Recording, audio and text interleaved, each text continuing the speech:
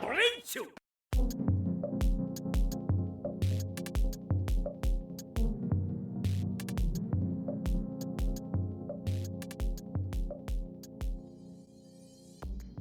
back, everybody, to the Cho Super Hyper Podcast.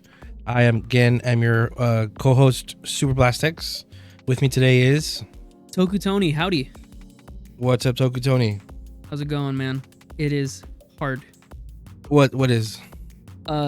Talking every week. Oh, well, kind of what I do for a living now.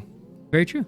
But I did want to remind everybody: don't forget to like, comment, and subscribe so you don't miss out on these episodes.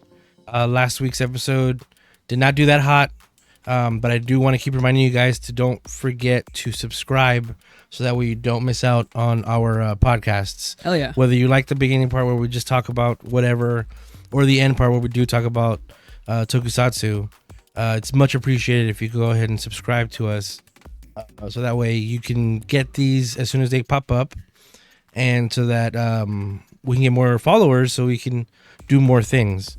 We haven't had a chance to record much outside of the podcast, mostly because I am working again. So I don't have that much free time to like organize videos and stuff, like video ideas.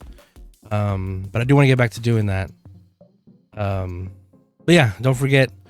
Like, comment, subscribe. That really does help a lot on the YouTube algorithm and all that stuff. So if you can help us out, that'd be very much appreciated, you guys. To go back to what I said, it's hard to say things that I talk about every week. I don't really mean that. I could just ramble on for forever. Literally, I could ramble on for forever.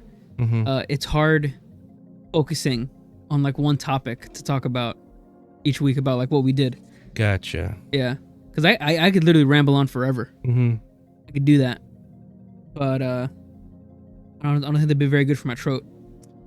Yeah, I do feel it every now and then. Yeah, like I said, I do it for a living now. It's because I'm a substitute teacher or whatever. So yeah, I got to get in front of the kids and get after them or teach them or whatever. You gotta hit them?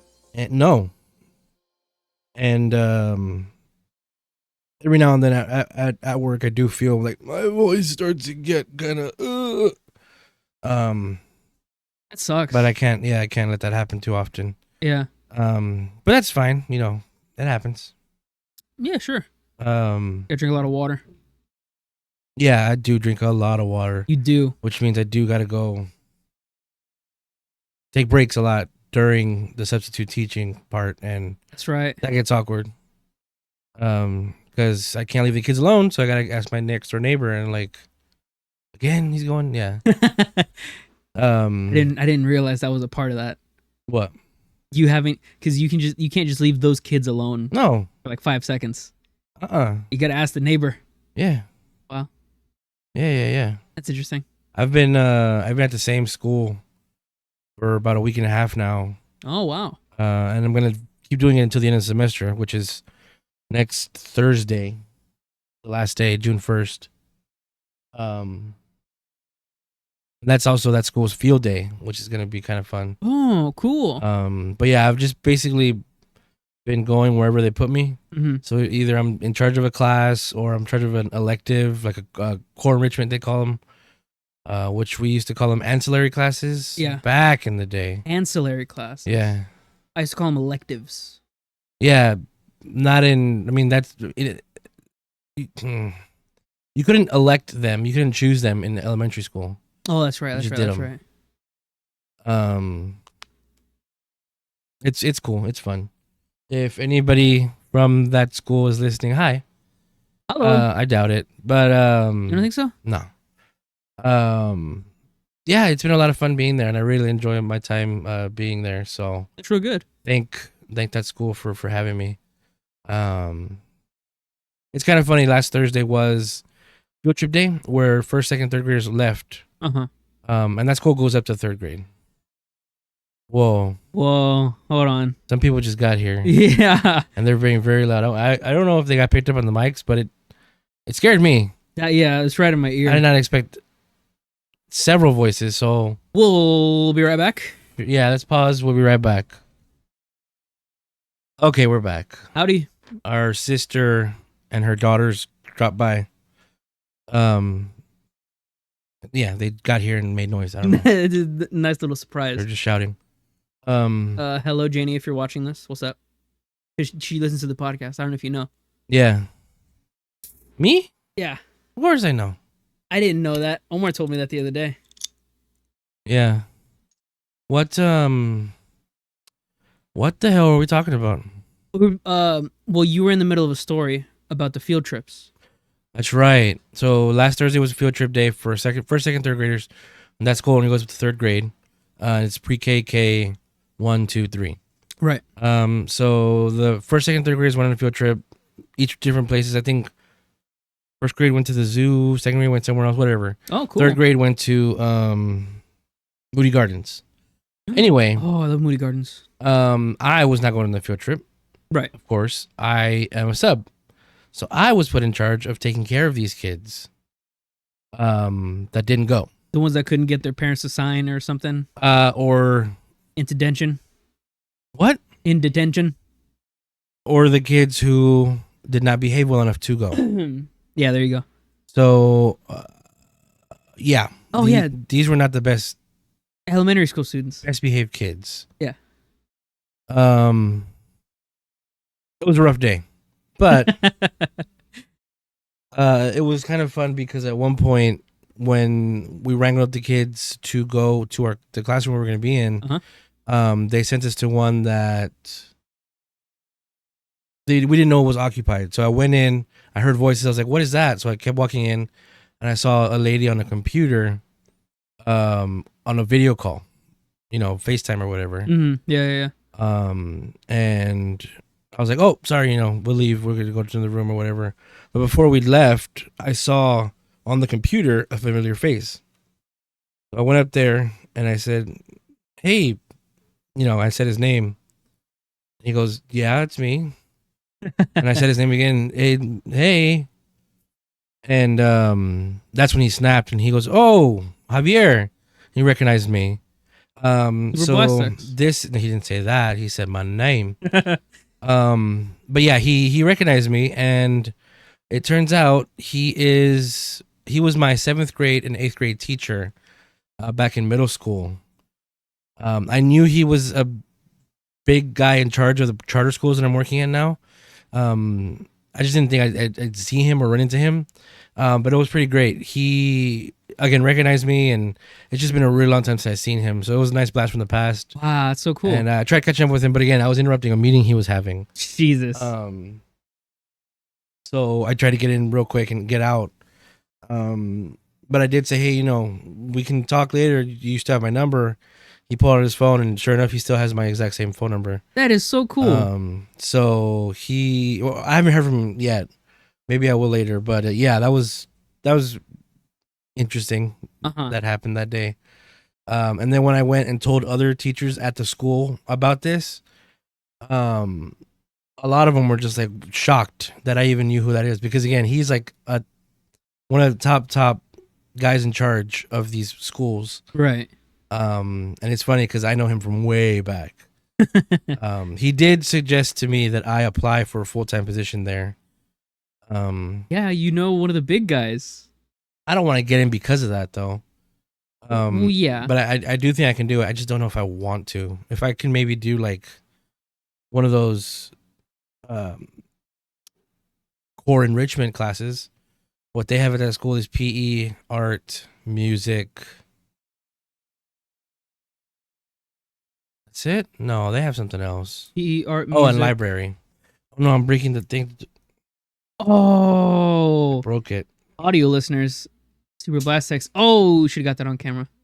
On audio. Super Blast Text just broke the Ornament C label. Very crispy. And then I opened it. And then now he's drinking it. So yeah, that was fun. That was weird. But hey, well, it's not what you know, it's who you know. Yeah. That's like a big step, dude. I know. It's who you know, and you know a big guy. Is that Thursday or Friday? What happened on Friday? Friday. Nothing happened on me for Friday.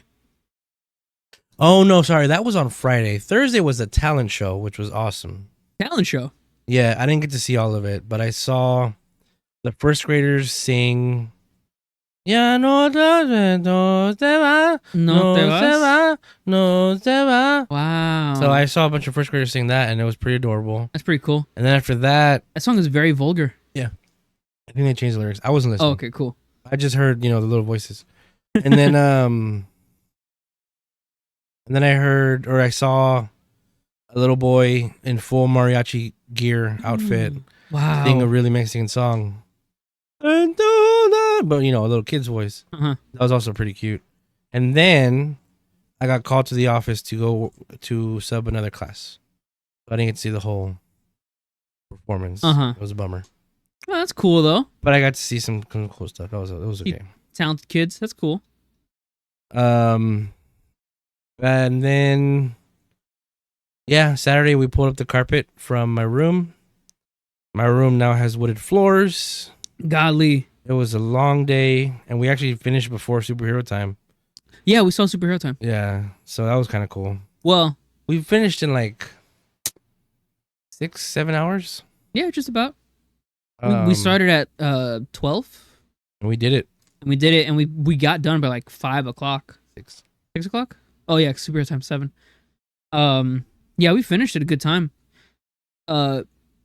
These wood floors now. The rest of the house is wood floors, except for the kitchen, which is tile. Mm-hmm. But the wood floors that we do have is like really nice. They did them like 13 years ago, something like that, a long time ago when I was a kid. But the wood floors that are in this room, that the one that we're recording in right now, these are the original wood floors from when this house was built, 1959, 59, 69. I don't know, really old time ago. And this wood floor, it still looks good. Yeah. I mean, it's sturdy. Like, it still feels good. There's no like creaking or rickety or anything. Yeah. It's really impressive. Yeah. It's just wood like stood the time. Yeah, it's weird because all my life in this room, I've had all my life. I didn't live here all my life, but the whole time I've been in this room, it's been carpeting. So if I drop something, it doesn't feel as bad. Right. Now that I have hardwood floors, oops. Hardwood floors that also are so old, they've expanded a little bit. Some of them have expanded. There's gaps in them. So if you drop something down there, it's gonna be sticky interior. There's a gap right there on that floor, right there in between. It expanded a little bit. There's like a tiny little slit right there. If anything falls in between that, it'll be okay.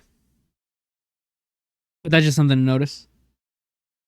Why did we put up these? Why did we cut up this carpet? I don't know. You don't know? I know. Because the carpet was so old.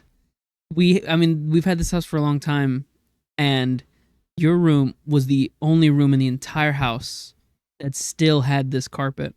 Yeah. Because whenever we did the wood floors for the rest of the house and the tile in the kitchen, we had to take out all that carpet. So that carpet was older than the new wood that we had in the rest of the house. And whenever we cut it up and everything, man, it was dusty everywhere. It was so much dust. Yeah. Cutting up everything, Jesus. I think that, since that was the last bit of carpet, the whole house should feel a little bit newer, I guess. But also because how you say, it shouldn't get as dusty in here. I don't know. Without these carpety floors. Sure. There's some science. I don't know. I took that as an opportunity because we're moving furniture around. Yeah. To mess around with my figures. I put away all my Soto and Shoto that I had on my main dresser in a box. And they're fine there. But they're sad. I left my they are. I don't have room. I left my mini plow out though. So right now I have some of them in robo form. I'm dismantling everything. Right. To have them in their own separate, like Tiger, Tyrannosaurus Rex, whatever. Because Because I always like the whole thing about them is that they're separate and then they put them together and make a big robot. But I also like when they look separate because then they kind of look just like animals or a car or a plane or whatever. Elephant. Yeah. So right now I'm taking them apart, and then after I finish taking them all apart, then I'll move on to finally making my King-Ohger mini pla, Yes. and then my Kaku Ranger ones that I have, and then I have Ranger coming sometime, which is the sickest. God, that looks so cool. I was debating so hard on getting that. Yeah. But then we would just have 2 in the same house. That's okay. Yeah, that's true. But looking at all these mini pla, Jesus Christ, is that lion huge? There's one, the lion from Gao Ranger. Gao Ranger, yeah. There's a big version of it. And then that eagle. Yes. From Live Gao Man. Ranger. Gao Ranger still. Oh my God. They're huge compared to the rest of mini pla. Like right now, I'm looking at the Tyrannosaurus Rex. Tyrannosaurus Rex. And he looks very small comparatively to the lion there. He has a little stand and everything for himself because he's so big. What are you planning on doing next for this mini pla sort of thing? It's gonna be King-Ohger for sure. I think so. Maybe. But I should save King-Ohger for when I get the 3 legends. Or the 3 treasures. Maybe I'll do Kaku Ranger next. Because I also have Zenkaiger. But I also want to get... I have the Zenkaiger Juran and Gaon. Yeah. But I also want to get Rune and Majin just because made the whole team. Yeah. But that's it. I don't want to get all of Zenkaiger's mini pla. Just M4 is fine. For now. Then right. Eventually, I don't know. I want to try to only get for mini pla, only get whatever this current season is, what they're coming out at the time, and whatever SMP comes out with, which is the special mini pla that they come out with, which is how I got Gao Ranger, which is how I'm getting Die Ranger. So just if you were to get Die Ranger tomorrow in the mail, would that be next? Because that's a good one. It's a good one. No, I've done it before where I got something in the mail that I really wanted, but I had other stuff before it. Okay. I rushed through the other stuff to get to that one. So that's probably what I would do. Oh, I would rush through my backlog and then treat myself to Die Ranger. I mean, it's all treating because it's all fun and great. But yeah, no. Man, I don't see myself getting into mini pla because it looks really cool. Like all this looks awesome. I love, for me, I love miniatures. So seeing Don Torbolt and Don Dragoku, their mechs right there as mini pla, that looks sick. And I used to really like making Gundam. Oh, I used to. You're done? Yeah, you have to be. Yeah, it's. Oh man, it's been long enough, dude. You don't have to be into it anymore. The last Gunpla I made was 4 years ago. And you still have some, right? That haven't been made? I have one that hasn't been made. It's the Master Grade RX 78-2, the anniversary edition one. It's huge and it's amazing and it looks so good. And it was only half complete. I made the head, torso, 2 arms. Haven't completed the pelvis or the legs yet. Do it. I know, and that Gunpla is so nice looking and it's so articulative. It looks really cool. But I haven't been into Gunpla as of recent, so I don't see myself getting into mini pla. But it looks really cool. The thing I've been focusing on is Soto primarily. But the Geats Soto that's been coming out is bad. Yeah. Well, even then, you haven't really been getting that. SMP is a line of mini pla that Toei has put out. that covers. They're like newer, better versions of, or they're like upgraded versions of old Sentai mech, that is releasing like nowadays. So that's how I got Zoo Ranger and Live Man That's true. and Kaku Ranger. Those are all, and no, that's new. And Live Man, those are super old series, and they're mini plot. If they came out then, rough. Oof. But these look great because they came out now and they have the better stickers and all this stuff or whatever. Right. There's some from that line that I've missed because I got into this too late. But there's Jetman. They made Jetman, and they made Go 5, the trains. Am I thinking of any? Am I missing anything else? Go 5. If I am, I apologize. But I see. It would not be that expensive for me to get the Jetman mini pla mechs. It's only 2 of them. They have them on Mandarake for not that expensive at all. I was gonna say earlier, So I think if they're still there by the next paycheck, I might get them. Maybe. I was just about to say that there's been a lot of paydays for me and you, where payday Friday comes along, and at the end of the night, we're just looking on Mandarake.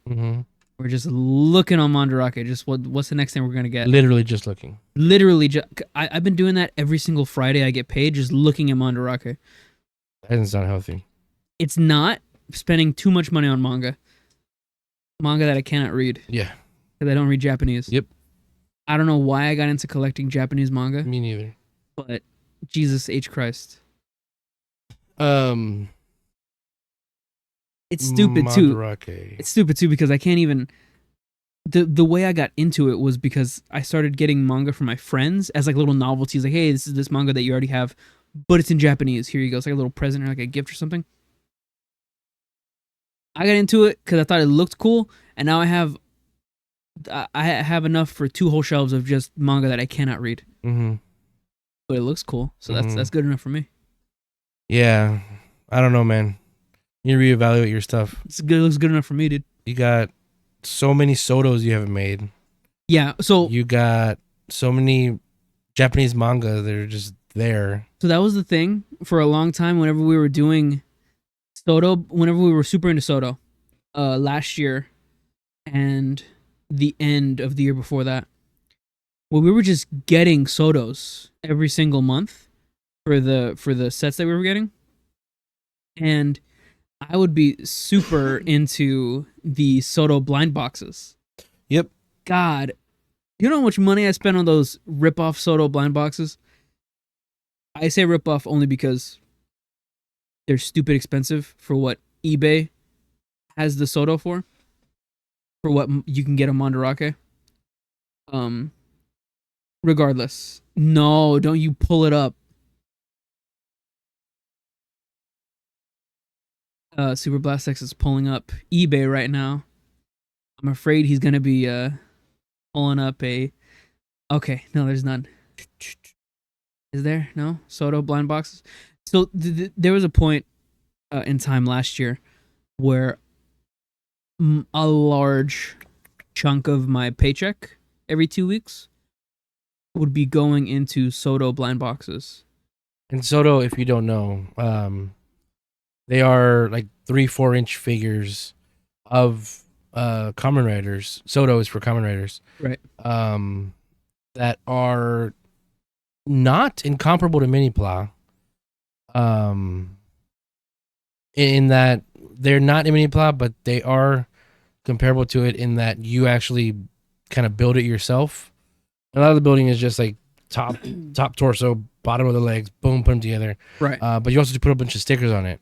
That's part of it, and that also is what helps make it cheaper to get these. They're my favorite toy line out ever. Soto's, Yudo. Me too. Yudo's for Sentai, and Shoto is like a higher quality of these. They are smaller, but they have way less stickers, almost no stickers. And it's not a paint application. Right. But these are all candy toys, is what they're classified as, because each of these come with like a little mint inside of it, and it's trash. Don't eat it. But the fun is it's the same with like mini plow. Actually putting together and making these little figures of your own. So I got super into them through Udo, because I got the Cure Majors first. And it's just, it's a lot of fun to make them and put everything together and actually have them sort of to scale. So I have a past Sentai team next to another Sentai team and they're the same scale, the same kind of body mold. They're not like super crazy buff and they're too big to take too much shelf space. I love Yudo, Soto, Shoto. I love all that. But yeah, you were saying? There's also another tier, Shoto XX, which is like even more high tier. And they're just like little statues. I don't really like those that much. But the Soto blind boxes that I have gotten, I buy them and I'm thinking, oh my god, what am I gonna get? It's super exciting at the time to spend all of this money, a lot of money, on buying like 3 tier 3 boxes, the 3 large boxes, because they give you the option of small, medium, or large. I always go for the largest ones. So I buy like multiple at a time, which is kind of rude and unfair to the other people wanting to buy these things. But in the moment, I'm just like, I have to get as much as I can, just blind box it, because I like the gotcha of it. I like buying it and then waiting for it to come in, and then, oh, what am I gonna get? I like that aspect of it. So because I mostly like that aspect of it, there is a entire UPS box, like a huge box, like 3 feet by 3 feet box of unopened Soto, just chilling. Soto and Yudo, just chilling there, just in the corner of my room. Yep. Just a whole box. I can't speak much either because I have the same thing. It's not. Maybe it is as much. Maybe more. It's only okay. So it's only as much as mine, because a lot of the Soto that you have, I bought you. It doesn't matter. But it's a lot. I bought you like 30. No, it's not. That's too much. Like maybe like 20. I really don't remember what you got me. I got you all of Xaid. Did you or did I? No. So you got the first adjacent. I can check real quick. Yeah. You got the first adjacent Xaid, and then I got you the 3 main Xaids, and then all of the Gaim. Or no, the Gaim Xaid one. The 3 main Xaid. Dan. Proto Dan. Laser. Brave. I know you got me a lot of stuff I did not ask for. Oh, dude, I got all the time. And then whenever these Soto blind boxes would come in, you would also get some. You would send me the link for a blind box, and like while I was at work, I would get the link, buy 3 of the large Soto blind boxes, which would be like $150. Christ almighty, a lot of stuff. And then they would come in, and then I would check my boxes first, and you would check yours, and then we'd like swap a few. See, I remember this guy. It looked like somebody, sold like their Xaid collection for Soto. Yeah, and that I jumped on. Right, I got all that. That's what I remember. I got. You got me the girls. I did. You got me Poppy. You got me Nico and Game Dios. In that special Xaid. Yeah. In that special Xaid, premium Bandai extra Soto. And you got me the. And I got you Sabella. The Did girls. You? Yeah. I got you all the girls. And you got me the Revice Zeo Gaim Xaid thing that I want to do. Yeah, the connective. Yeah, where they're all forms. One is each of the other and stuff. Yeah. That Okay. See, my whole time, this whole time I'm thinking about this, Uh-huh. I thought you were saying you got me all those X-Aid. I did. I remembered doing that. Uh-huh. But yeah, now I remember you got me a bunch of the. The extras. No, I got some of the revised ones. Yeah, I think you just got not just, but I think you got me mostly the girls that I wanted. Really? Yeah, that was Brachio Revise, Brachio and Revise skateboard Oh, I remember that and skateboard. Love Cove. There'd be a lot of days where we'd go through Mandarake and be like, "Hey, if you have something in your cart from There's Gene. from Nakano, just send me the link and I'll put it in my cart." Or, "Hey, this Soto is only available in Shibuya and Complex. If you have something in Shibuya and Complex, toss it in your cart and I'll pay for it." And that happened a lot. Oh, sold out. The Jetman mini plot are gone. I think that's what I remember of that. You know what I'm saying? No, which one? Yeah, whenever I'd have like, let's just say Brave, but he's only available in Shibuya, and you have some like a tab open in Shibuya, I just send that link to you and then you'd buy it and then I'd pay you for it. Yeah. I think that's what I'm remembering from that. Regardless, that's a lot of yen. That's too much yen that we've been spending on these things. Yeah. And Go ahead. Mandarake is also to blame. First of all, they promote it on the US side of the site. The yen is at its lowest point ever. Buy now, buy now, buy now. Like promoting the economic downfall to an extent. And yeah, we bid on that hard. So much. It's stupid cheap.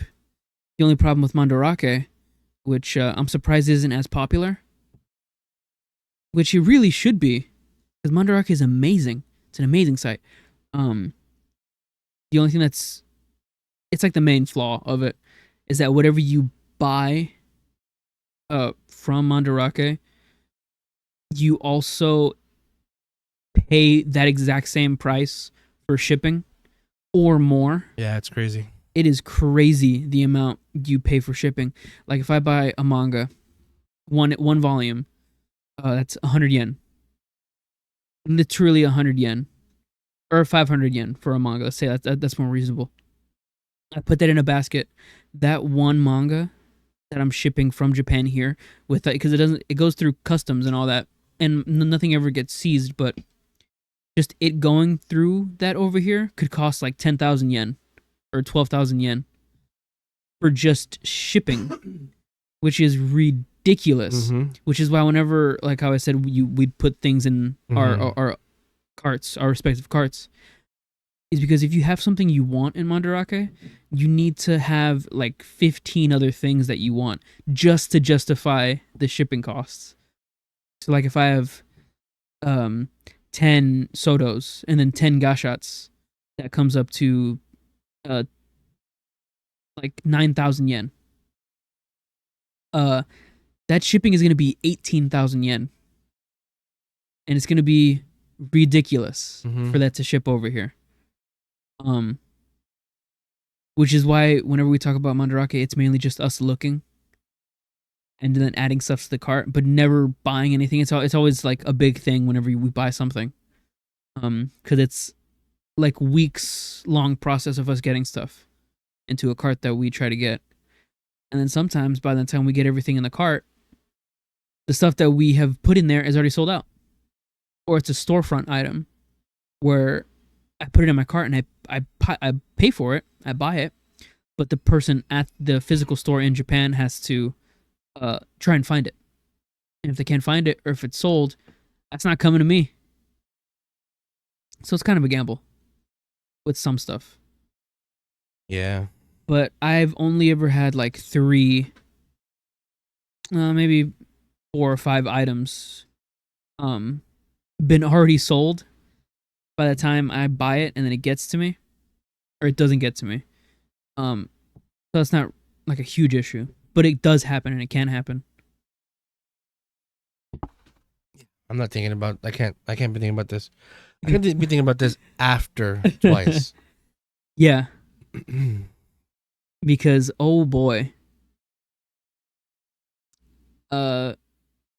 Little history on this Mandarake.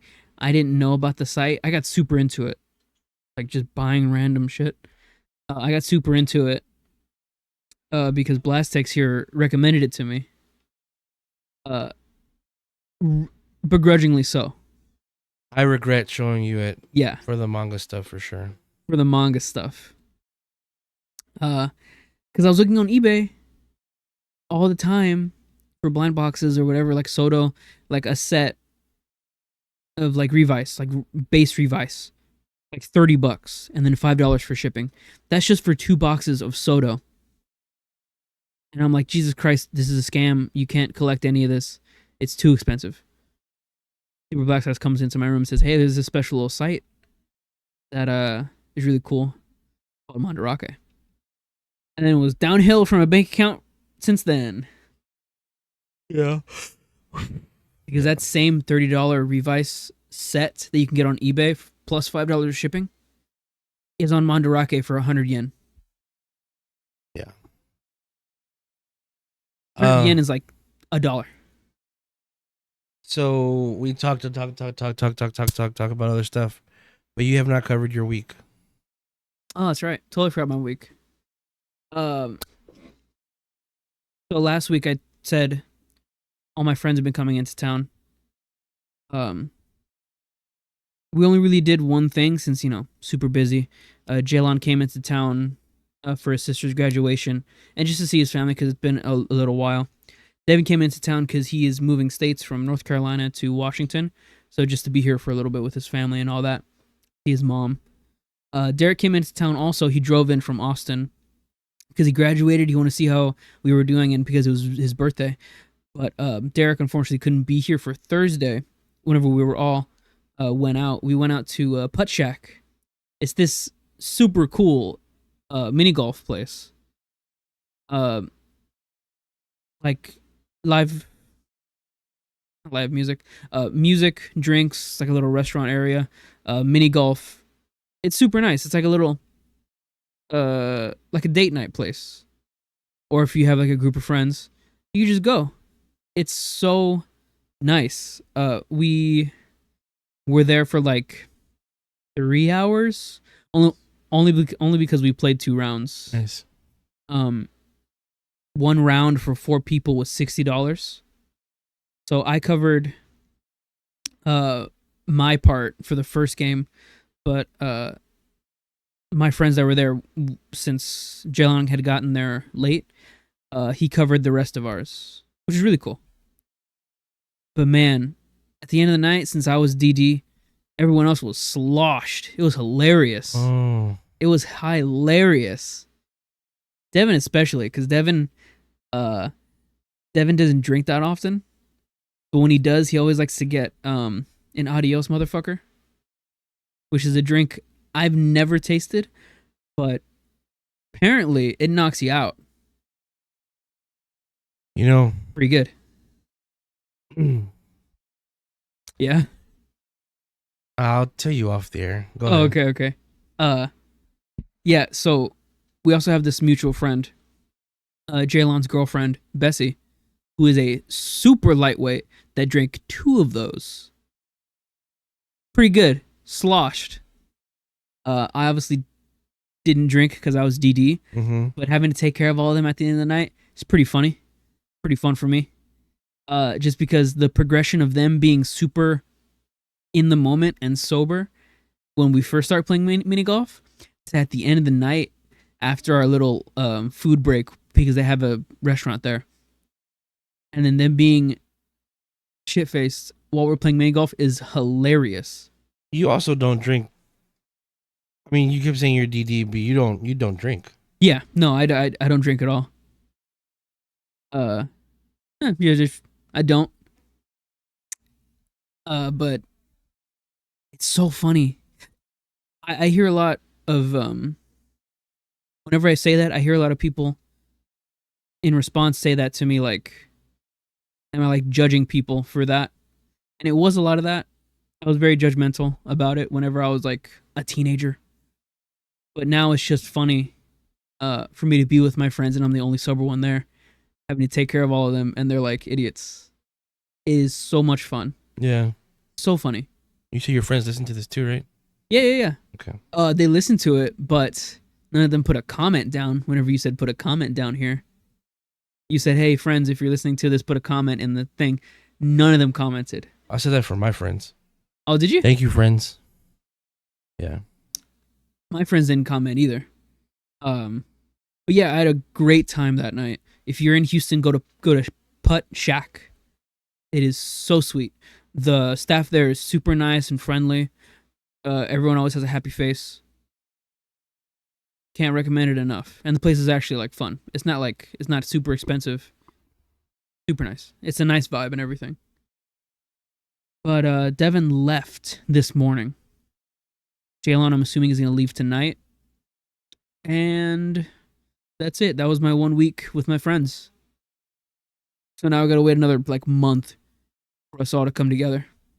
For me to like go to Austin or something to go see Derek again. Mm. But in the meantime, I'll just hang with my hometown people, my Houston homies. I forgot that happened too. My friend came into town. Oh yeah, David's cousin, Jared. Yeah. If you listen, shout out. But yeah, he came down and we just hung out. It can only be Jared. Yeah.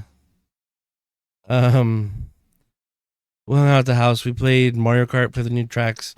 He's a big Mario Kart fiend. And he got bodied by my brother Omar, so it must have felt good. And then we played a little bit of Street Fighter. We played a lot of Street Fighter 2. That game, timeless, man. That game's so much fun. Yeah, it was a fun time. I forgot to mention that. Sorry, Jared. Sorry, David. Sorry, Omar. Sorry, peoples. But yeah, do you want to go ahead and get into the episodes? No, fuck that.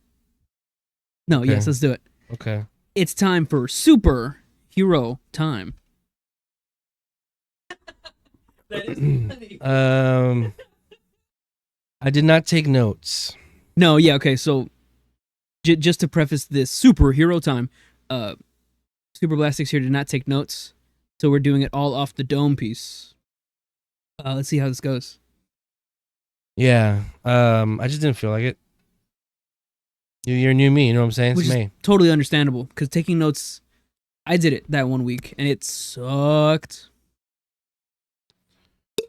All right. Ooh. So the episode starts highlighting that there are only 5 riders left after Natch Sparrow got destroyed last week. She was not in the episode much, so I wanted to make sure I got a picture of her. Thank you. She's just reacting to these guys back again. It's basically the same footage. So it's expanding on the last thing that we had in the last episode, where he's saying, get ready to leave at once. And they're sort of saying, we're gonna erase everybody's memories and all this. And Punk Jack's kind of like, wait, me too? And Neerum's basically saying, no, we have use for you, which is he didn't say. He just said we have something for you. Yeah. And he said, I'm done being I'm done being the admin's pawn. Okay. And then again, we're continuing from the last episode where Archie Metal shows up to stop Buffa from getting the fertilizer. Natch Sparrow's core ID core, and that's where we see he does still retain his monster form, and he actually whoops on Buffa because Buffa did wish for invulnerability and be able to whoop on Kamen Rider specifically, but He does nothing against this guy, which makes sense and something I was kind of like looking forward to that was going to happen. That was going to help stop Buffa. Look at that loser. Yeah, Archie Metal said you were really relying on your Kamen Rider fighting abilities. Yeah. Not on me. And here we see what looks like Shin Godzilla pop out. Yeah. Straight. Yeah, we'll talk about that after. God. We'll talk about that after. We'll talk about that after this episode. Oh my god. Okay, yeah. Ridiculous thing. Moving on. We see him, go into the wall, come out to this big monster, whoop up on Buffa. Buffa falls off the cliff, leaves all these ID cores just falling out as he dehensions. And Archimedel's picking him up, and he's approached by Baroba and Kekura. And they sort of propose something to him, to help keep things entertaining, or yeah. They don't say what at the moment, but Archimedel agrees very eagerly. So yeah, we're back here, and the girls are basically talking about how Daichi's gone, and it was basically it's what he wanted because he was asking for people to get punished or whatever. He's a bad guy, so yeah. And we see Zine sort of facing with what's going on, and he gets approached by Niram, and Niram tells him that, yeah, we're about to leave, dude. Yeah. Get ready, and Zine is like, oh. And then he tells him basically that he can use him too. He has something for Zine to do. Right. Because there's some, what was it? Niram asks Zine to take care of a little issue that they all have. A problematic sponsor is still at large, which they're referring to Baroba. Yeah. Baroba and Kekura, because they're both being butts right now. So Zine is just like, Niram is just trying to convince Zine to help him along, which he does agree to. Yeah. And here, Buffa tells Ace that the Jamato are back, and he's fighting him. Basically gives him a heads up. And Ace is like, thank you. And then gives him a little kiss on the cheeks. He blows him a kiss. And then Punk Jack comes to approach Ace, catches him, and Punk Jack tells Ace, hey, we're about to leave. Or not they're about to leave. Yeah. And all the memories are going to be gone, so who cares? And Ace, he still wants to figure out what's going on, so everybody's just telling everybody things right now.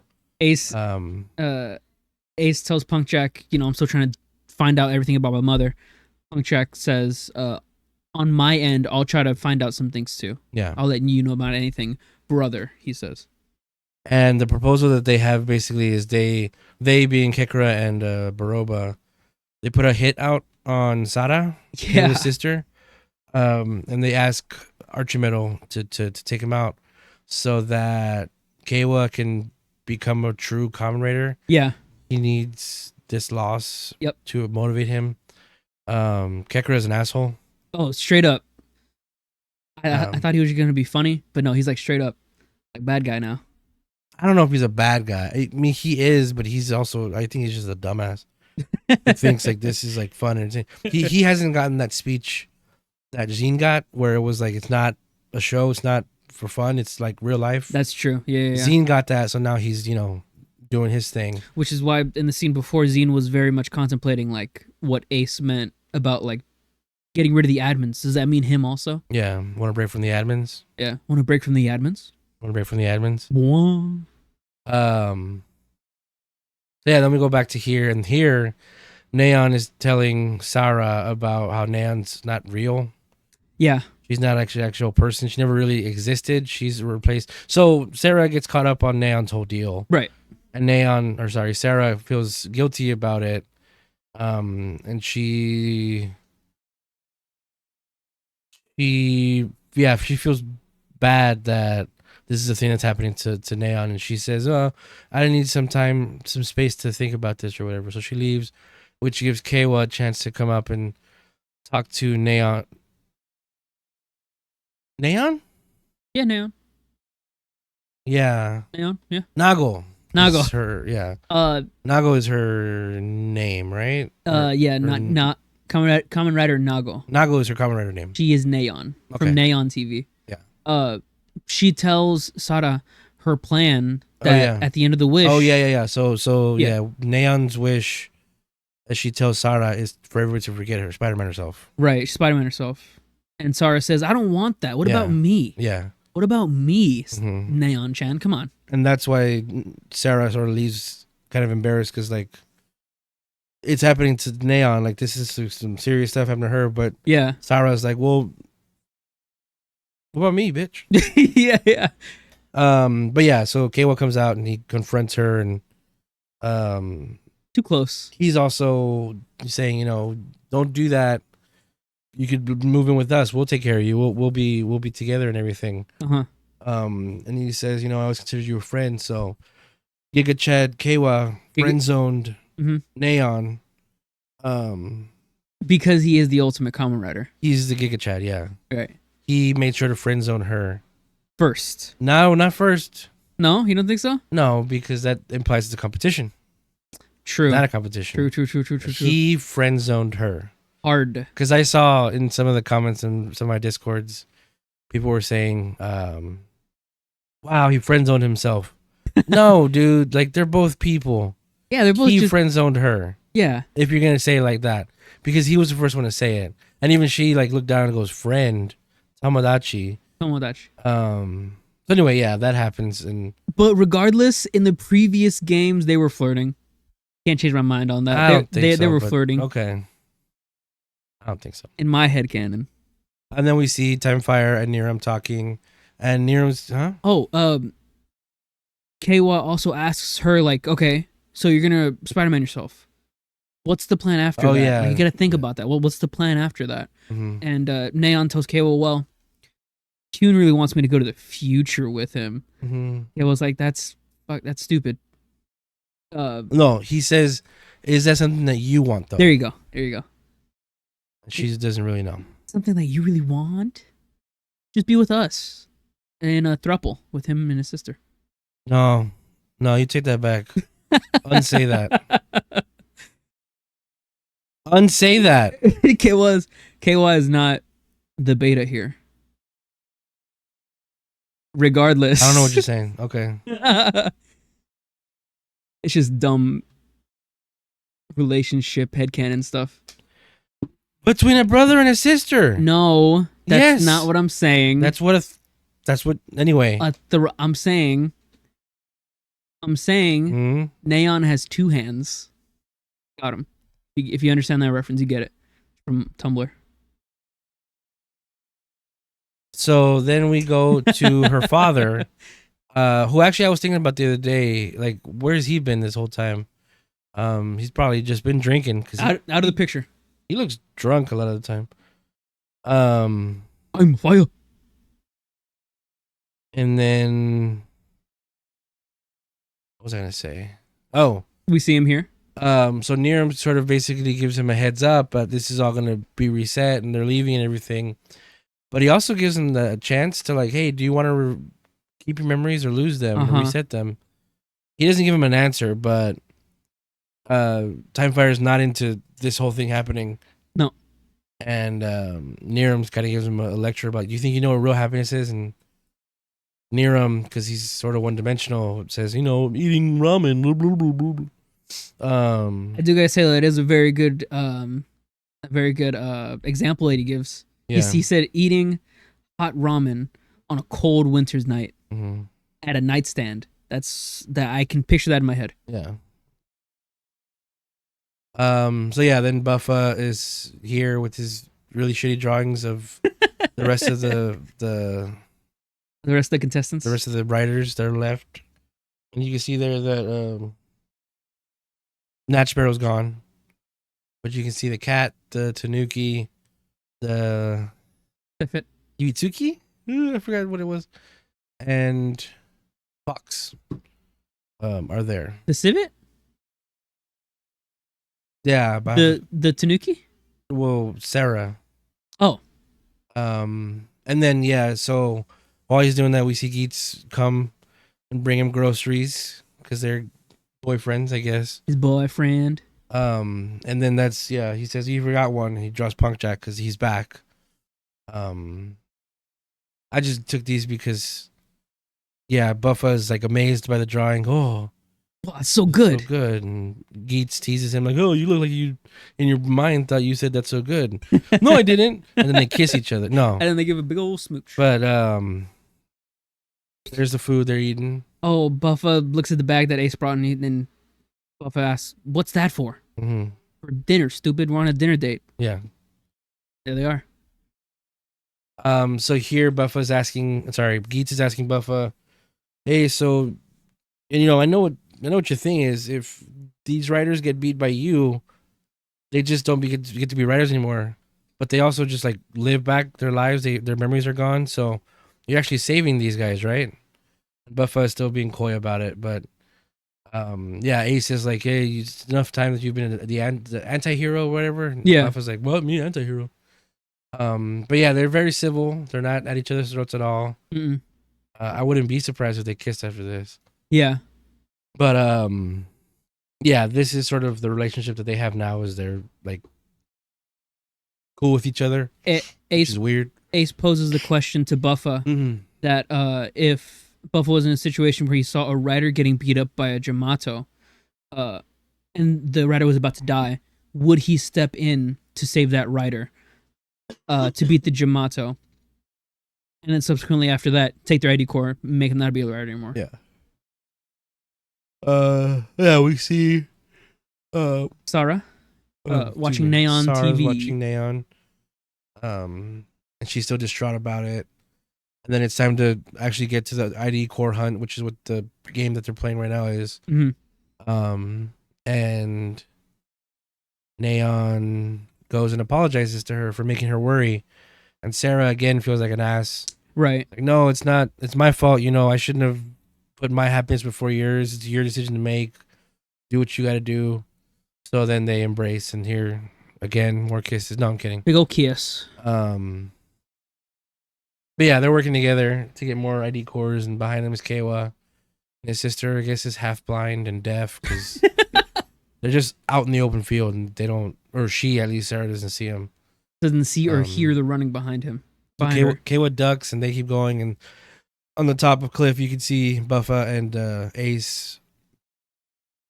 Sorry, Buffa and Geats. Yeah. Michinaga and Ace looking down, and Buffa's about to throw down on the girls because he's still trying to take down Raiders. That's when we see the Jamato come out and enact their plan to take out Sarah. Yeah. Assassination time. Yeah, we see here they are mainly focusing on her. You see Neon just there, and yeah, you see him stepping on her, and that's when Tanuki finally jumps out and hits the main, Archie metal. He goes and he saves his sister, and that's when Geats comes out and stops them from chasing the good guys. And that's when the brother and sister have a talk. Why are you a raider? Well, because to protect blah, blah, blah. And Neon's kind of like, yeah, shut up. You guys are both good people. You love each other. Let's move past that here. Here's your belt. Neon has two hands. Okay. You remember she just turned 18. Who? Neon. Did she really? Yes. Anyway. Oh, I didn't know that. That's a long neck. So she helps them, everybody's on better terms. Yeah. There's this cool little shot that they're gonna keep working forward and working towards it and everything. So yeah. That question he posed to Buffa earlier is actually in effect now. And when Ace realizes that Buffa is going to help out, he gives him a cute little smile to his boyfriend. Right. And there he is to help him. They're really close to each other. They're really close to each other, so that Zombie is behind Ace and Boost is behind Buffa. That's really cute. Yeah. Very couple-like. And then they hench and fighting Archie Metal. Fighting. Ace has to use the gun to use the other one. Oof. And Buffa uses his shoulder to charge his as a chainsaw sword. So cool. There's this cool shot of them going towards Archie Metal. And here's Ace kicking Buffa and then kicking Archie Metal, sort of using the ricochet. And Buffa's like, what are you doing? He's, what, you're invincible. And he is, because he didn't react to that kick. And he shoots him. Which, again, they're boyfriends. Yeah, he shoots him point blank range and nothing happens, obviously. Nothing happens. They're just playing with each other. Yeah, and then Buffa's getting whooped on. Ace is just kind of watching as Buffa gives his hardest, and he loses one of the zombies on him. But he hits the jackpot, the fever slot, and he gets monster, which looks kind of cool. Yeah, I didn't think that would look good. It looks all right. Yeah, he's monster zombie now. and then they destroy Archmetal, Mm-hmm. and we see this huge explosion. And Buffa takes the ID cores that Archmetal had gotten, but he didn't get all of them because Archmetal actually got these 4, which I think we'll see again. Well, we know one of them is He's right there. Natch Sparrow. The boy will not die. But the others, who knows? It might even be like those guys who, you know what? 2 of those are going to be the guys that killed Buffa's friend. Watch. So that was an elephant and a snake. That's a snake right there. And that one over there could be an elephant.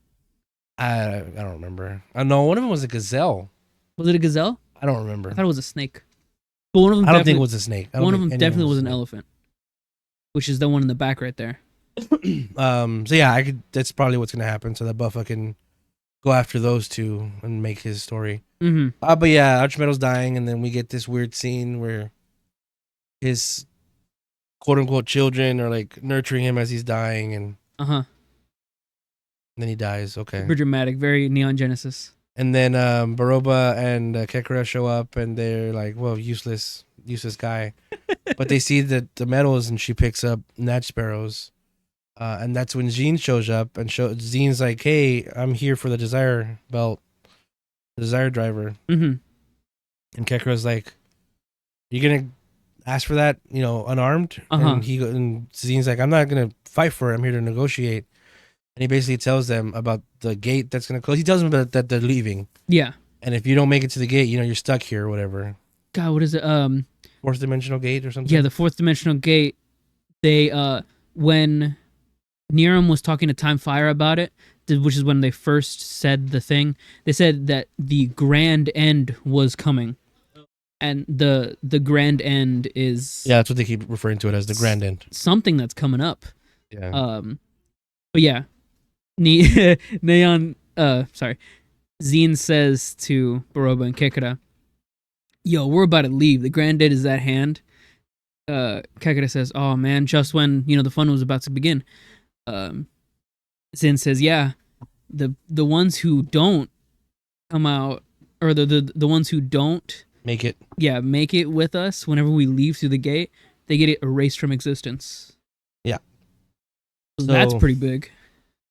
That's what's going on now in Geats. What do you think of the episode?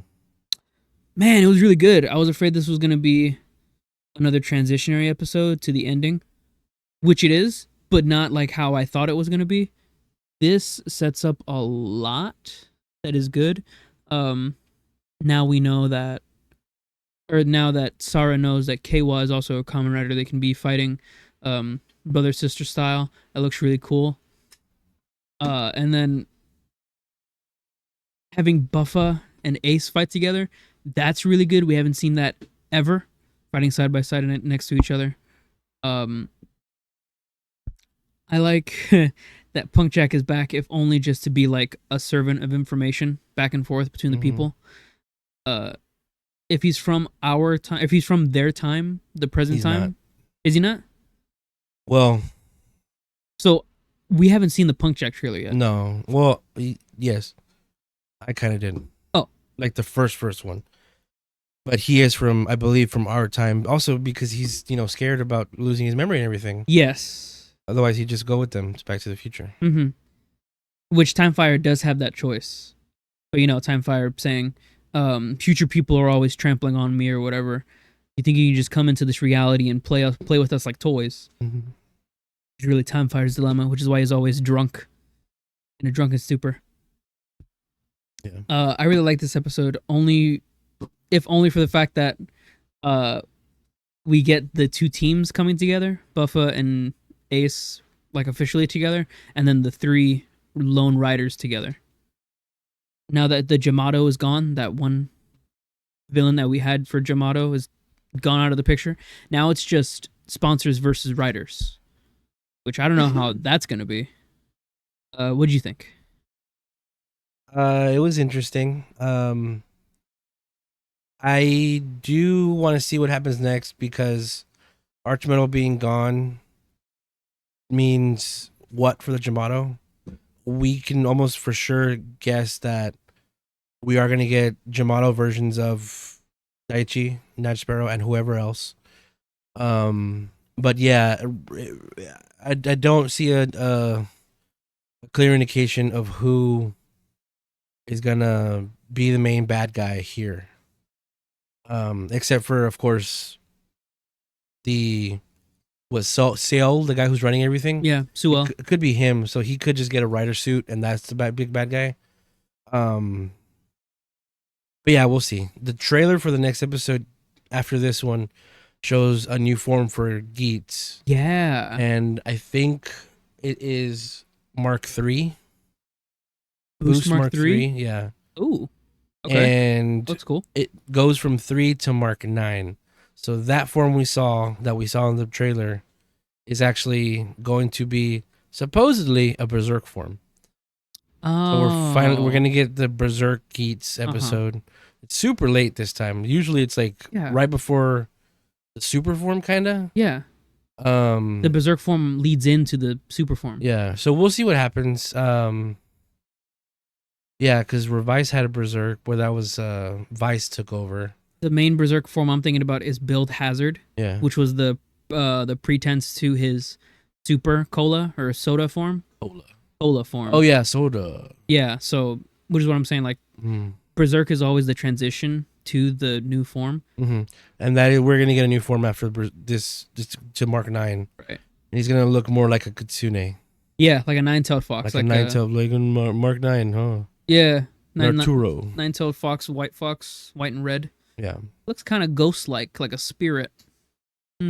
Yeah, so I don't know. It was an interesting episode. I am more interested in what's gonna happen with Neon. Just because that story doesn't feel as like huge. It feels more grounded and it feels more personal. But yeah, we'll see. Then we got. Let's talk about it now. Yeah, let's talk about it now. Yeah, let's talk about it now. So something blindsided us last week. As you know, we are a fan of Kamen Rider. We're gonna go see Shin Kamen Rider in theaters in next Wednesday, Thursday. But part of that, the Shin Kamen Rider movie is part of a universe, so to speak, the Shin universe. Hideo Kojima. No. Why can't I think of his name? I love that guy. Hideaki Anno, his universe. Neon Genesis Evangelion, the Rebuild films, Shin Ultraman, Shin Kamen Rider, and Shin Godzilla. That's all in the Shin universe. This past week was an announcement that took us by surprise. There it is, everybody. Shin Japan Heroes Project. Oh my god. It's a mech of all of the Shin universe. Godzilla the base, Ultraman and Evangelion legs, also the arms, and then Ichigo in the motorcycle being the head. Himself on the bike is the head. They did a little promo video of this, of actually showing the henshin and everything. It was, campy or whatever. Here's Shin Godzilla. It's super tokusatsu. Super toku. Looks like Shin Godzilla. Super camp, but we love it. Excuse me. I don't know what the name of this guy is. Unit 1. Okay. And Unit he has 1? this thing he can do. Yeah, that's his T field. God, I'm getting these so wrong. I haven't seen Evangelion in so long. I've never seen it, so. Then we have Ultraman with his, arm beam. we don't watch Ultraman, but it becomes the blade on it, which I thought was really cool. When we see this little guy, I think this one's the funniest because he looks like a McDonald's toy. All of it looks like a McDonald's toy. It's Ichigo on Typhoon, the bike. But Jesus Christ, You even look see at the him. hair. Huh? You even see a little hair. That's awesome. That's really cool. But yeah, so that's what he looks like combined. That is ridiculous. They have all their heads on This top. does not need to exist. But it looks amazing. But it should exist. It's so cool. If you get a chance, watch that video on YouTube of how they all combine and everything. AT field. There you go. Did you look at something or? Yeah, it was I don't know why. It was Shin Godzilla coming out of the AT field in the chest. That's what happens in Unit 1. Okay. Pulls out an AT field and he puts his head out like that. Okay. That's what reminded me of it. So yeah, I think this is interesting and cool because it is 4 hero figures. Or I guess Godzilla. But 4 whole figures that on their own are cool. Like they're cool to have like a Shin Godzilla. Like yeah, that's cool. Cool to have your own Eva thing and Ultraman. Big old legs. This guy's cool too. He looks like a McDonald's Happy Meal toy. Yeah, it does. And then the fact that they all combine, super sick. Super Toku. My thing is this is sort of standing in for the Shin Sentai. Right. Because since Shin Kamen Rider was announced and was a thing, because it was the last one of these. Shin Godzilla happened. Anno did Evangelion, so that's, Shin Evangelion. And then he did Shin Ultraman. And then, Shin Kamen Rider. After that, everybody's sort of been like, okay, where's the Shin Super Sentai? And It's weird because Anno has even talked about how big Sentai was in his life and everything. Mm-hmm. There's no signs of him being a Shin Sentai. Well, but people are sort of saying, this is it. Here it is. This is the Shin Sentai. And I don't know. I want an actual one. You I want a Shin Go Ranger. Super Sentai was very influential in Anno's life. More influential in his life was Kamen Rider. I don't know if you've seen the photos of him. Yes. Dressed as Ichigo. Mm-hmm. From way back when in the 70s. Yeah. Oh my god. He loves Ichigo. He loves Go. That is to say, he loves Tokusatsu, which is why he made the rebuild movies as like how they are. Mm-hmm. So it just feels like this Shin Japan Heroes universe is all coming to a climax, which is going to be his final project of his life, Shin Super Sentai. Now, this guy is 9 inches 4 feet. Small guy. I got rid of the window before I showed it. Oh, okay. But the price on this bad boy. Oh, right. Okay. For so all 4 figures, to make this mech. Right. Is $235 over here on Collectibles. So people, if you are watching the video and you saw the actual figures that we put on screen and how everything looks, would you say that price tag justifies the item? I kind of do. Do you think so? Kind of. Because I didn't really take a good look at Shin. I didn't really take a good look at it until it was up on the screen right here. I didn't realize how derpy Godzilla's face looked. Have you seen the movie? Yes, but what I mean by derpy is that it looks like a McDonald's toy. It's so round and like so not detailed. It looks shiny and smooth is what I'm trying to say. It's not like super detailed. I disagree. You think so? Yeah, his mouth opens. Okay, yeah, but everything looks smooth. I mean, it does look cool. It just looks smooth. See, they have to pay for the licensing for all of these. Right. For different LLCs. So that's why I think the price kind of is justified. I mean, I wouldn't. No. $235 for this? Absolutely not. Well. But I like the fact that it exists. Mm-hmm. I like that it's a thing that they can do. It says here on the page, release Japan. Usually that's only there if it has a chance of it having a USA release. Right. If that is the case, maybe it's going to be a little cheaper if it comes here in America. But of course, you get the Japan version, you get it earlier. Right. Again, like I said before, I like the idea that it is 4 whole figure. Like, Yeah. you have here, there's Shin Godzilla. Boom, look at that's my Shin Godzilla figure. Here's my Ultraman figure. You know, all that. So I do like the idea of it a lot. I want my actual Shin Super Sentai, which is funny because they actually played on that with the Gokaiger 10 year later movie. Oh, okay. I think it's called Shin Gokaiger. Oh, wow. It's not part of the whole Shin universe or anything. Or maybe it's Gokaiger Shin, something like that. They sort of play with that. That would be cool if Gokaiger was the one that got a Shin treatment, which would make sense because you know all the powers and everything. I was just about to say. But Go Ranger is what I want. A Go Ranger Shin. Yeah. I think that would be super sick. Yeah. Well, I was just about to say because you said Gokaiger would be good, which is very true. That'd be really nice. Unfortunately, the theme for these Shin is like it's gonna be like the first one of ever.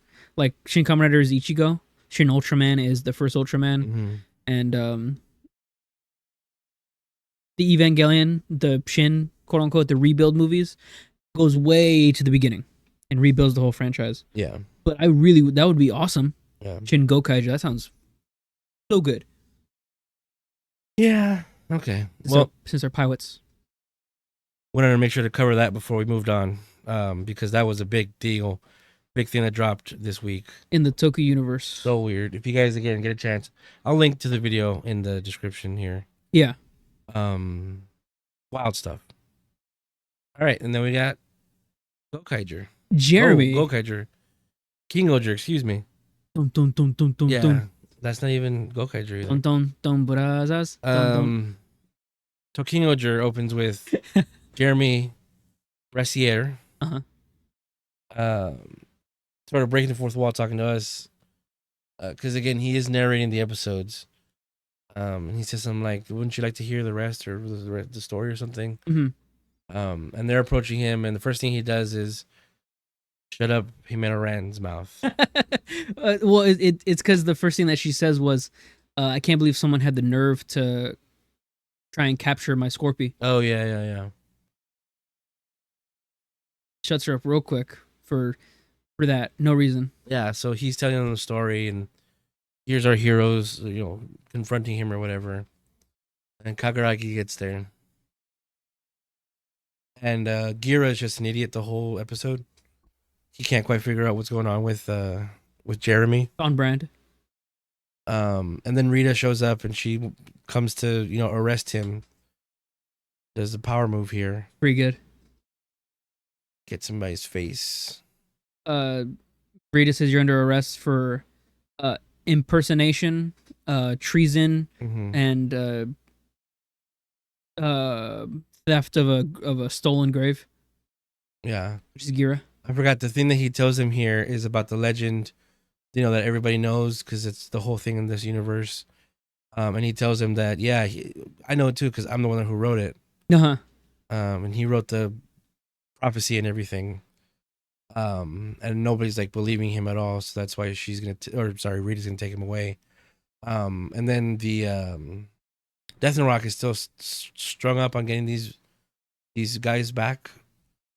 He really wants to get him back. And the quality really dipped when we go underground here for this on the image. I'm sorry about that. I don't know what happened there, but yeah, it looks all fuzzy.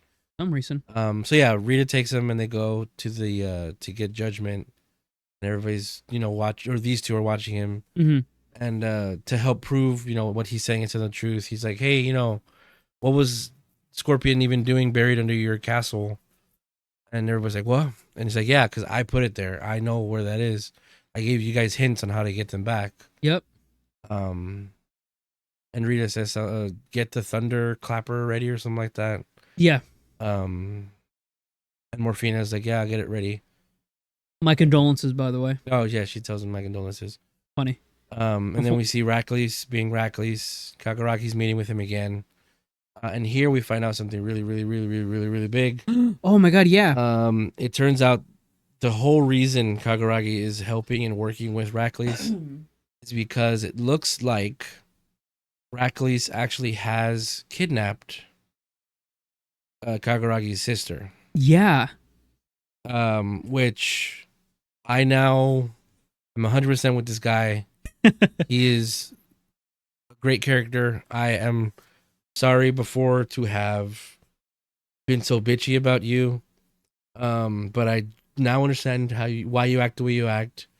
And it also makes Rackley's just that much more of an asshole bastard man. You've been calling him an idiot for like 6 weeks, Mm-hmm. for like 10 weeks. Mm-hmm. And I have too, but Jesus Christ, this reveal is something else.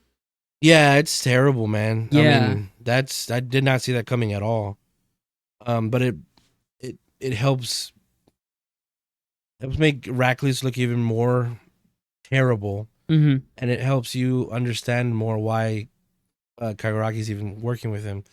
Because every time I would see Kaguragi working with Rackley's, it would make me mad. Like, why are you helping out this dude? He's clearly such an asshole. Right. But he has his sister. Like, how do you not? Like, jeez. Right. And here they're just kind of stewing in it. Kaguragi's even like, how is she? And he's like, oh, she's fine. But that could change depending on your tone. Now. Yeah. Jesus Christ. So that whole thing is a thing. Rackley's there. Number one villain. Yeah, he sucks. So yeah, the thunder thing is like a helmet that Kospa has. It's like a lie detector, but if you lie, you get struck by lightning. Yeah. Sentai. So to test it, they give it to Gira first, and Yanma asks him, "Hey, are you a bad guy?" And Gira's like, "Yeah, of course, I am gonna be the Demon King," and then he gets shocked. He's not a bad guy. And he's not, and he's there for the next 10 minutes. He's laying down on the floor for the rest of the scene. And then they put it on Jeremy. See what he says, and they ask him, what's your name? How old are you? And he does not get shocked. He's like just a little over 2,000 years old. Yeah. And they're like, well, it's broken, and they give it to the aide, and he says, Yanma's dumb, or Yanma's an idiot. yeah, that's what he says, but the caption said Yanma's not great or something like that. Yeah. But yeah, and then he gets shocked, and that makes him pass out. So yeah, you see Gira there. Gira doing the Yamcha pose. The friends that are holding him together is like, they're all freaking out. He's not breathing. Jesus Christ. Yeah. That's hilarious. But Yanma, Rita, and Jeremy continue the scene. And Jeremy actually willingly puts the helmet back on and keeps telling them, hey, I know about how you were able to make the shoe gods work. And he name drops the guy who helped teach Yanma how to build computers and everything. Right. And that further makes Yanma sort of believe him more. And he asks him, which of the shoe gods was the first one to function? I think he was the spider one. Yeah. What's his name? Jeremy says to Yanma, "You act just like Jin." Yeah. Which is like his Ambo's, mentor or something. Yeah. First one to teach him about computers. Yeah. And he says the first shoe god to be analyzed was Kumo, the spider shoe god. And that was basically him saying, I've been giving hints. I taught Jin about computers. I taught Jin how to, analyze these things. And then I showed Jin Kumo, the first shoe god, so he could analyze it. Yeah. And something I forgot to mention here when they first get to Kospa. Oh, yeah. In the very bottom of the scene, you can see two people crawling by. And that pays off here. Where they capture Jeremy and they take him, and I wonder who these people could be. Oh, right. But they take him to Shibana. You can't tell. And Gira wakes up. What the hell was that? Look at his arm again. Yanma? Yeah. Jeez, man. He's the tone boy. That's a good guy right there. He's tone boy. Damn. Him and Rita looking at. If you're just listening to this, guys, I'm going to give you like 10 seconds. Go ahead and check out the picture on the screen. That's good stuff. He's just a stunt man. All right. That's what I you think call. that was 10 seconds. That's what you call a sleeper build. Yep. Yeah. So as they're going away, Rita gets a call. They're all going to Ishibana. and Rita screams. Yeah. The fun little part in the other picture, they're still around the dude. Mm-hmm. And then he gets up as soon as Rita leaves. Yeah, because he's dead. He's not breathing. There's no pulse. Yeah. And then he gets up like, oh, I'm fine. Hilarious. So yeah, she gets him because she doesn't like that he took Scorpion, because Scorpion is like her main, her mech. Mm-hmm. Not her main one, because she has They're secondary. she has Mantis. But yeah, his sort of offering is that he gives it back to her, Mm-hmm. so she controls the Scorpion again. So that's when Rita shows up. Oh, the phone call that Rita got, was from Morphina. They find out who he is, and that's actually true. This is rumored Spider-Man. She says Spider-Man. Yeah. That pops up first it was decade, and then it became centuries and less. But yeah, there he is. I like this picture because it reminds me of each episode. At the end of each episode on Twitter, the official Super Sentai account will like recap the episode, but it'll use a picture. It'll use like a character from a past Sentai to explain what the episode is about. Oh, okay. So like, if there's an episode that's about parrots, maybe they'll have Navi from Gokaiger. It's a picture of it, and then it says, "Hey, in this episode, blah, blah, blah, blah." This picture reminds me of like if he were to do it, Spider-Man. Like that's the kind of picture they would use. Yeah. It's funny. Whenever I think of that, the first thing I thought of was the informational books, the encyclopedias of the Super Sentais. Like that is definitely the picture that they're gonna put in the book as like first appearance of Jeremy, and it's that picture that they're gonna use for that. Yeah, it's already in the book. Like it's already there for them. I shouldn't say it's on Twitter, because it is on like their blog. I should have said, but yeah, here's a good. So here he is actually. You can see Tarantula, yeah. Did you know? So right here, the bottom picture, yeah. Everything inspires you with mass, the same royal family, yeah. Those Crystalias. Yeah, so it's the same kind of thing. Fun little bumpers. So yeah, and then like I said, it covers what the episode was about. What spoiler that's gonna come soon, guys. Oh jeez. But yeah, so basically confirming that he is who he says he is. And Kakaragi comes out and he's like, well, actually, he's a bad guy too. If he's 2,000 years old, it makes sense. Yeah. He's part of Bugnarok. Because when he did that attack on him on Deathnarok last episode, when I turned around, the only one who turned around and looked, because all you were just looking over there, I guess. Deathnarok was fine. He was like, nothing really happened to him. And you see this transition of this insignia on Deathnarok is also on Jeremy. And I took this because Gira is still just being an idiot. Everybody's still being an idiot because they still don't know fully who he is. Right. And I like his eyes are sort of like, I'm done. I'm so done with these idiots. Yeah. And you get that a lot. So then the Bugnarok comes and they're in the country, and he does a mist to escape, and they catch up with him, and we're still in Ishibana. Gira is wearing a mask because he's supposed to be dead. But they go and they talk to him, and here he's still like, man, you guys can't read between the lines. You just still don't get it. Right. And then there's this fun moment where Gira sort of, brain blast, like a Jimmy Neutron brain blast. And you can see all the synapses firing. See the very recent memories we've been having with Jeremy. All these little moments. And they're sort of firing through like a brain blast would in Jimmy Neutron. Neuron activated. And we see Gira sort of realize it, and he goes, I don't know. And it's kind of hilarious because it feels like he is voicing everybody.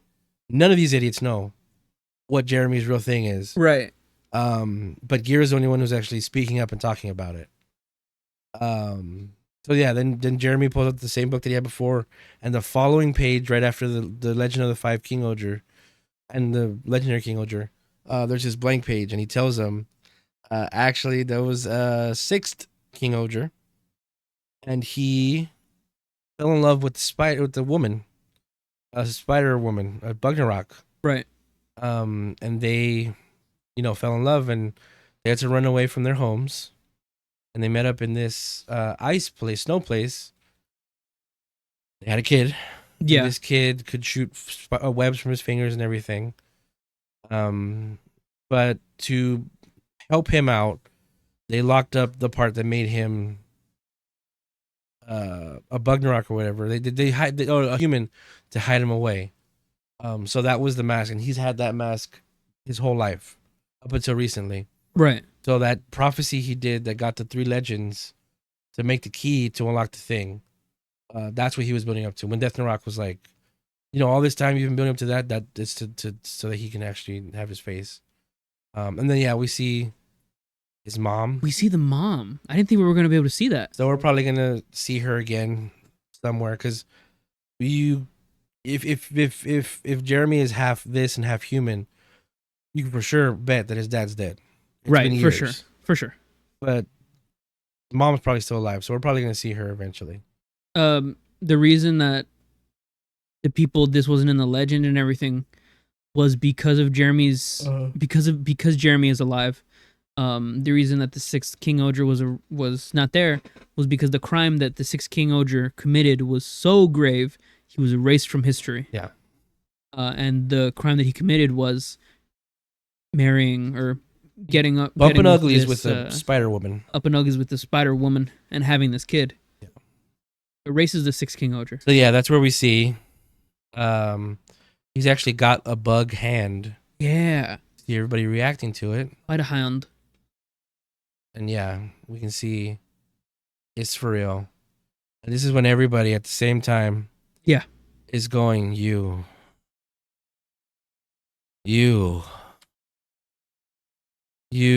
could have just said that, idiot. Because the whole time, every time that Jeremy pulls out the book to tell a story, every single one of these guys looks so bored. Yeah, no, straight done up with it. So when he finally tells them, they're all upset. Like, you could just say that, dude. There's books and shit. Just say what you want to say. Jeremy's whole thing is like, God, you people, you're not fit to be kings. You can't read between the lines. The thing that they're trying to read between the lines is something that was erased from history. They would know. I mean, yeah, but I mean, you can guess why he looks like a human, why he's been around for all those years, and right. They should have been able to pick it up. But their argument is that, like, just say it, don't be mysterious about it. Yeah. And that's his reaction is like, well, oh. he's getting all this backlash, and you see the reaction of his face from the other people. Like, you could have just said that. All this could have been avoided. We didn't have to try to electrocute you or like all this interrogation. He's like, oh shit, okay, I guess. Oh dang. I got this shot of Rita reacting because I thought it was interesting. Rita says, I understand, or something like that. Yeah, like I know where you're coming from. You also only ever see Rita with gloves on. Right. You also see that the spider mom and the dad go to a snow place. Right. That was the big thing. And you see specifically Jeremy like shooting the snowflakes with the webs and everything.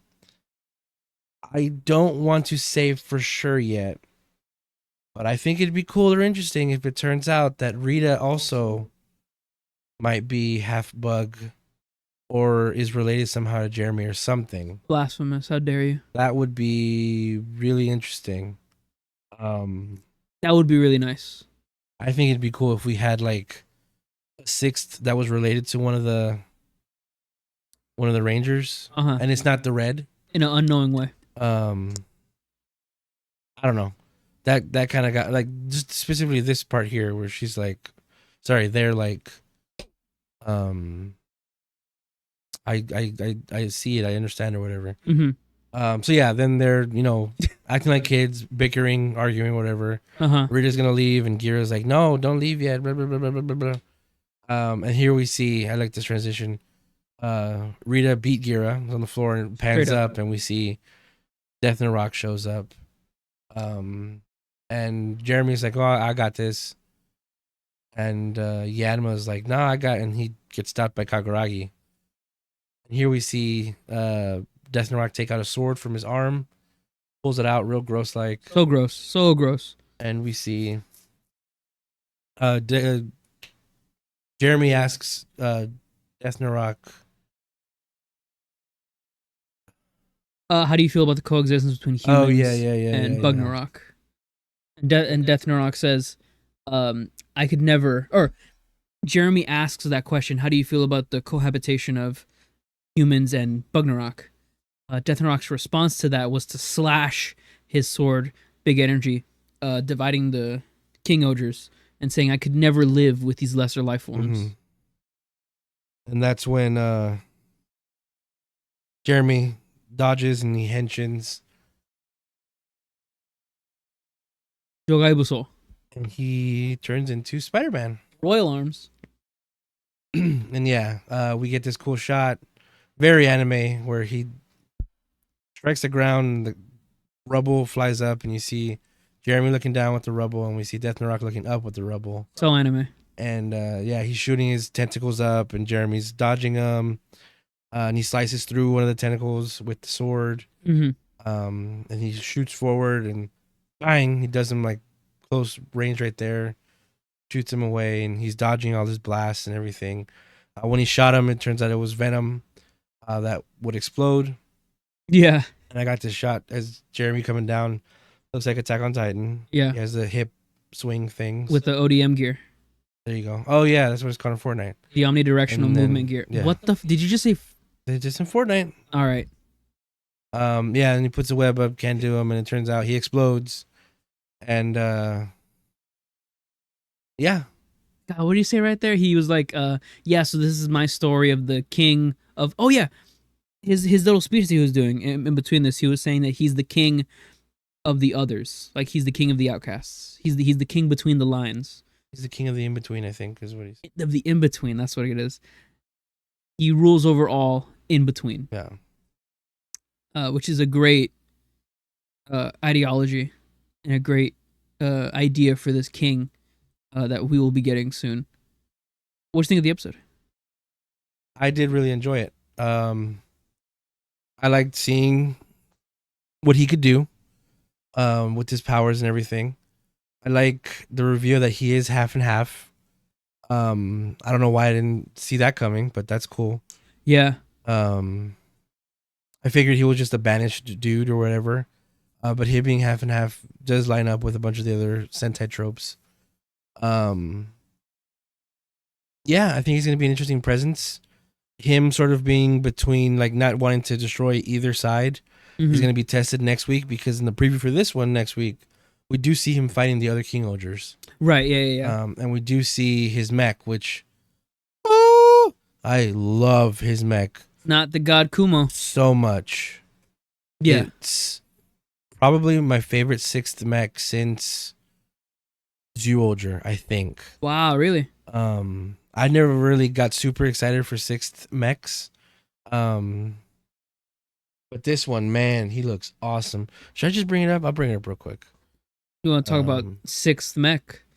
I really liked from Lupat Magnum Revolver.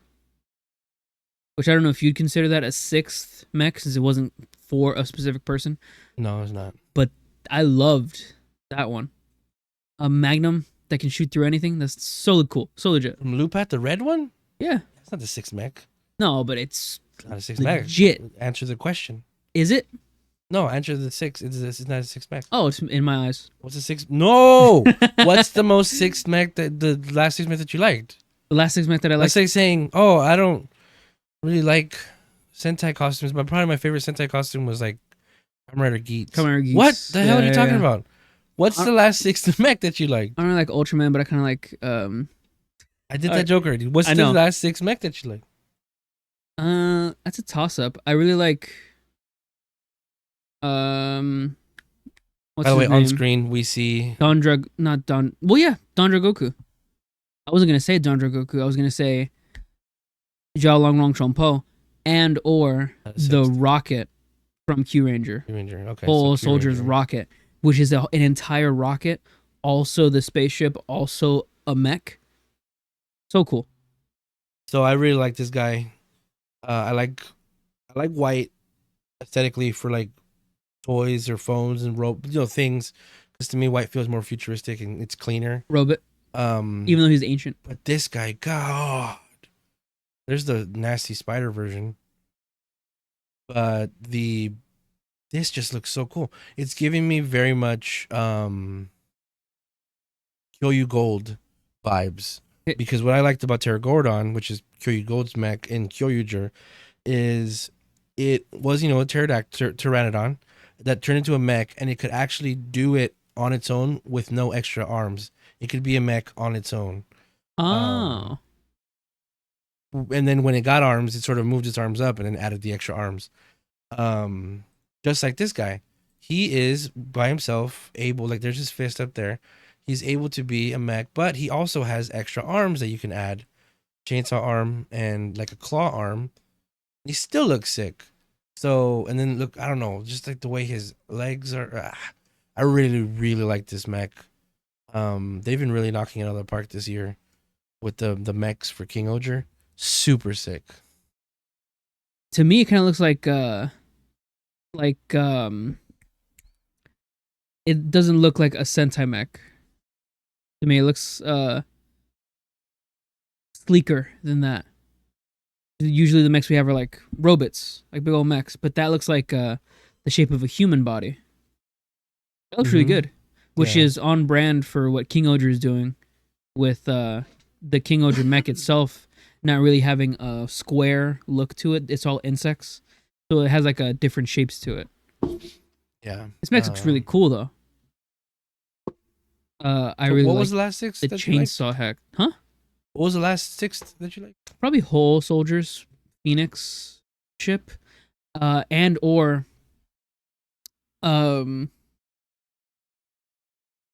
guys. I don't know what you're pointing at. You see him? Locks? Yeah. Zenkaiger? Yeah, the ship.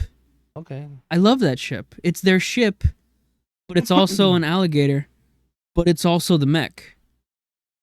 Yeah. You know what I'm saying? It's so cool. Yeah. And the kids could combine to it, and it has like special stuff that goes out to it. Looks legit. So, excuse me. So after King-Ohger aired on Twitter, somebody tweeted about King-Ohger.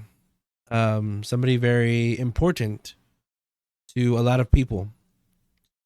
Hideo Kojima tweeted that he saw King-Ohger and he really enjoyed it. Oh my god! He was impressed by the way they used the green screen and the big LED panels like in The Mandalorian. The Void? So I'm gonna read what it auto translated here. It's not super perfect, but when I turned on the TV for the first time in a while, Sentai was on. King Osama Sentai King-Ohger, because it's aimed at children of the game generation who have excellent kinetic vision, the use of colors and cuts is dizzying. This time it's an insect motif, and it's Game of Thrones, which I've been saying that because it's kings, whatever. It's on brand. Backgrounds other than the final battle are mostly CG. Virtual production with green screen synthesis and LED panels like The Mandalorian and The Batman. You finally made it. Toei has taken care of me when I shoot in Japan.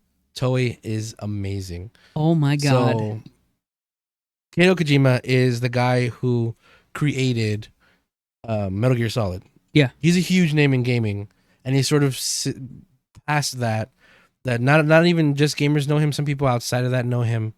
But he's majorly more popular with gamers. This tweet I thought was a big deal because it got a lot of people to sort of even notice that King-Ohger was a thing, and the fact that he backed how they're doing their shooting, which you can see it in the show, and that he like was impressed by it. It's really, really cool. And you can see here 1.1 million views, over 5,000 likes, 100 quotes, over 2,000 retweets. I very much appreciate that Hideo Kojima was able to bring more attention to King-Ohger like this. And I thought it was cool. He jumped in and he saw the sixth, transformation episode, which That is is kind so of cool. nice. So yeah, that happened, and you didn't know about this, huh? No, Yeah. I didn't see this at all. Yeah. God, Hideo Kojima. I said his name before. Yeah, you said his name earlier, and that's why I was like, oh, you probably thinking about that because you saw that tweet. I said his name before because I mistook it for Ano, but these two were like big inspirations. Yeah. Well, Ano's kind of definitely less known. Yeah, definitely less than known. Hideo Kojima. Which, that being said, I do like Ano more. He's more of the sad boy. Yeah. Regardless, this guy is awesome. He's great. I Jesus didn't Christ. realize. I didn't get to tell you. You didn't say what you thought about the episode. Oh, dude, it's awesome. I love that the six is a storyteller.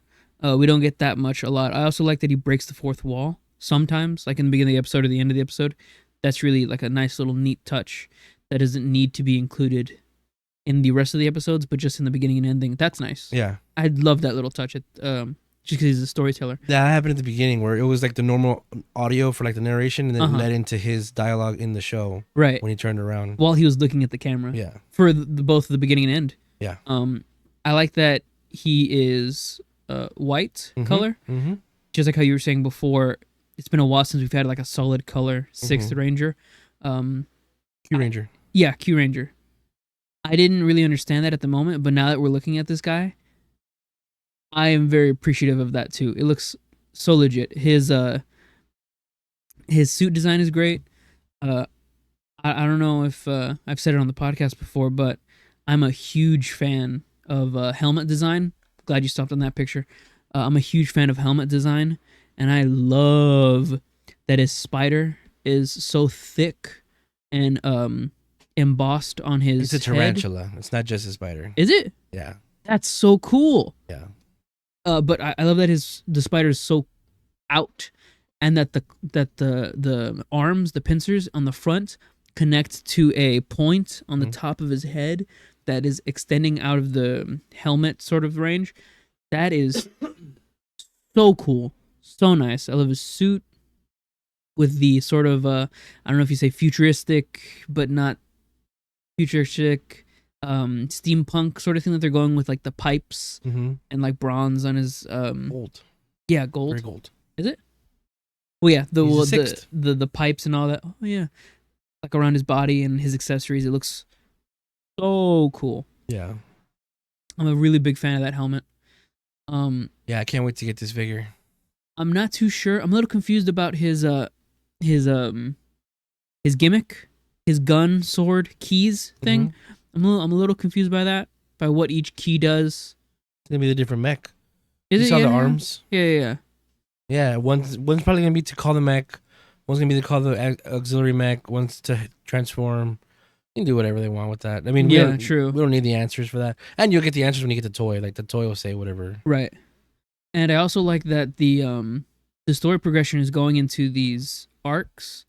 You predicted it a lot in the last episode of the podcast. You're saying that this could be a 3-episode arc.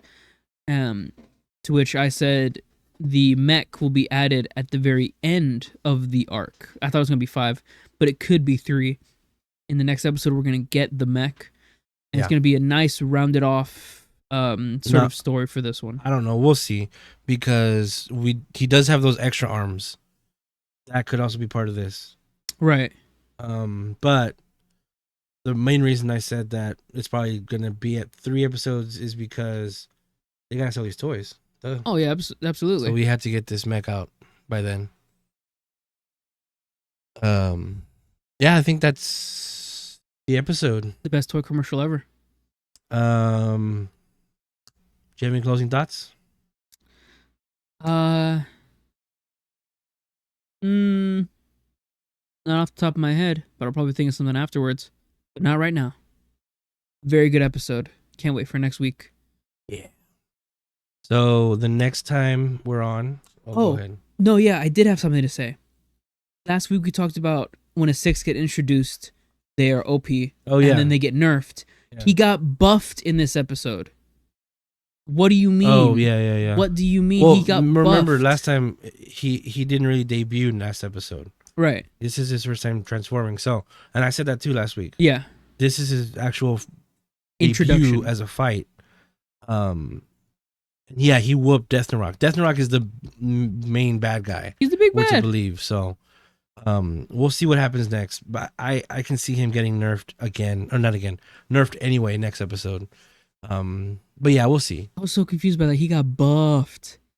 We'll see. But that was my final closing thoughts. Yeah. Again, don't forget, guys, like, comment, subscribe. Really, please subscribe. I'm probably gonna try to do a live stream this week as like a subathon. I don't know what game I'm playing yet. It's gonna be a game I'm gonna be playing. Really would appreciate if you guys, if you guys, everybody that watched it would subscribe, so that we can get more stuff in to do, so that YouTube can support us. If we get your support, we can get support from YouTube. We can make more of these, because we do really enjoy making these. Hell yeah. But yeah, closing off, I am Super Blast X. You can get me on here, YouTube, Twitter, TikTok, Super Blast X, Instagram too, Super Blast X, and I am Toku Tony. You can find me everywhere as Toku Tony except for Twitter.